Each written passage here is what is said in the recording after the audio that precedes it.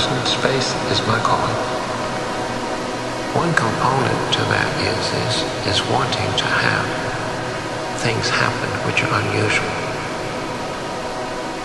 Wanting to have perceptions of a different reality than you're used to.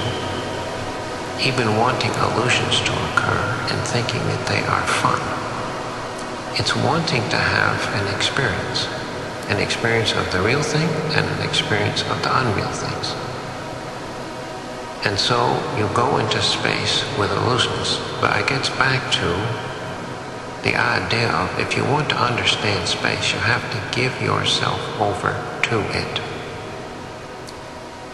If you resist becoming a space creature, it's going to hurt. I think one reason it goes easy for me is because I want things to happen. I want space to affect me. I want it to move me. I want it to do things to me.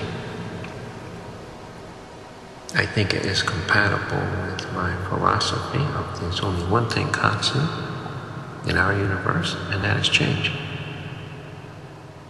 And that is continual evolution in all the forms, physical, spiritual, any way you want. Change is the only constant. I am the cosmos. I am part of this process that I am doing. I'm part of it. I'm molecules. My molecules are those molecules. The stars that die, that's me. It's a real art how to drop yourself perfectly